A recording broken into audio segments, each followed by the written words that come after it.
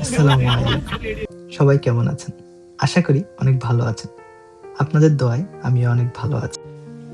বরাবরের মতোই পার্ট 1 যেখান থেকে শেষ হয়েছিল সেখান থেকেই শুরু করতে চলেছি আমাদের lake Kawaguchi part 2। Lake Kawaguchi যাওয়ার পথে হঠাৎ আমাদের সামনে হাজির হলো আরো একজন guest.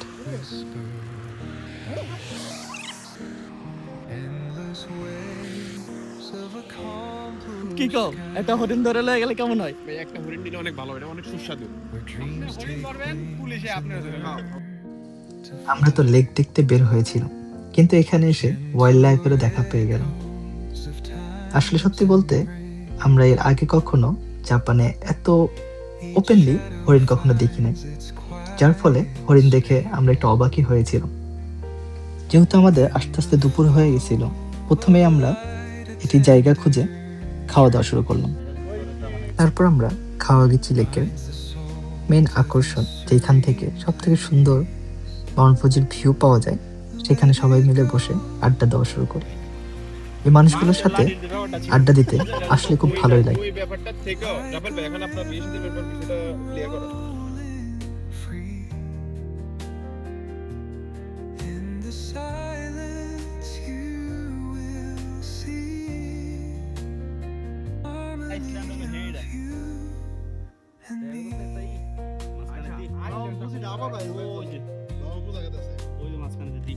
The stars align, they softly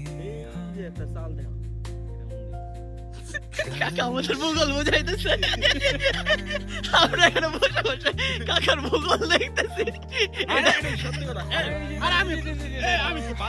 এই পর্যায়ে আমাদের ম্যাপম্যান মাসুদ ম্যাপ দেখে দেখে আমাদের অনেক কিছু বোঝানোর চেষ্টা করছে, কিন্তু আমরা তার এই বিষয়গুলোকে মজার ছলে সবাই মিলে উড়িয়ে দিচ্ছিলাম। আমরা সেনজেন করে গেলে নিতাম না। গেঞ্জি নিতে চাইটা। গেঞ্জি নিতে চাইটা। এরকম জায়গায় তো তাই। লাগেজ বাড়ি বলি। আজকে আনার জন্য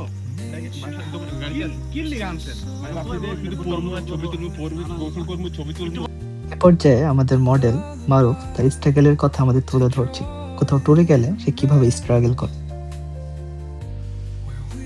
এ পর্যায়ে আমাদের চোখের সামনে পড়ে গ্রামের সবজির দোকান। আমরা জানি গ্রামের সবজির দোকানগুলোতে অনেক কম দামে অনেক ভালো ভালো সবজি পাওয়া যায়, এই জন্য আমরা কিছু ফ্রেশ সবজি নিয়ে নিই রাতে যে যার মতো রান্না করার জন্য। কিন্তু এখানেই শেষ নয়, হঠাৎ আকাশের দিকে তাকিয়ে দেখি রেইনবো, আর সেখান থেকে শুরু হয়ে যায় আমাদের মাঝে কথা কাটাকাটি। কেউ বলে এটি খুব নিকটে, কেউ বলে অনেক দূরে। তারপরে আমরা পিছু লাগলাম কোথায় সে রেইনবো শুরু। সে রেইনবো খুঁজতে যে আমরা আবিষ্কার করলাম আরো চমৎকার একটি লেক, যার ভিউ দেখলে বুঝতে পারবে। লেকটির নাম লেক ইয়ামানাকা।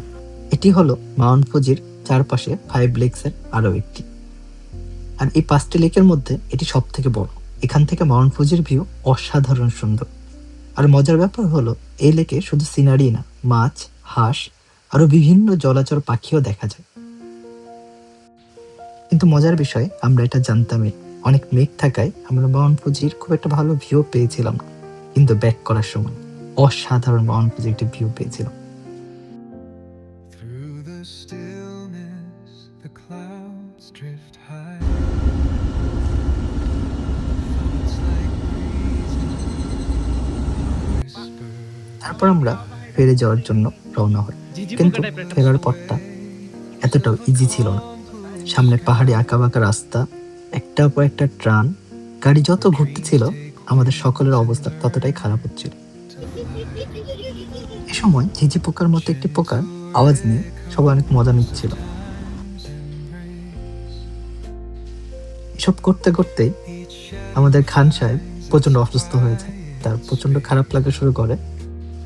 তার জন্য আমরা সবাই গাড়ি থামাই দিই, কিন্তু তার বদমাশি শেষ হয়। সে আমাকে বলে, ভাই আমার একটা ছবি উঠাই দেন, স্মৃতি হিসেবে থাকবে, আমি অসুস্থ হয়ে গেছিলাম। এই যে পায়ে কয় আমার অবস্থা খারাপ, আমার একটা ছবি তুললে রাখেন, স্মৃতি হিসেবে মনে থাকবে আমার অবস্থা খারাপ। তার এই কথা শোনার পরে বাকি বদমাশগুলো তার মতো অসুস্থের অভিনয় শুরু করে।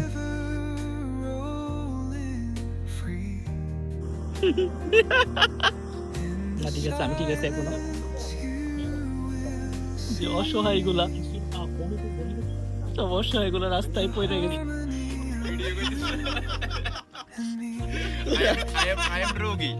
তোরা যদি তোদের অসহায়ত্ব লয় যে মজা লাগতে পারছে, রোগীটারে তোরা হাসাই বৈশা বৈশা, আমি এটা দেখে একটা ভিডিও করতে শুরু করলাম।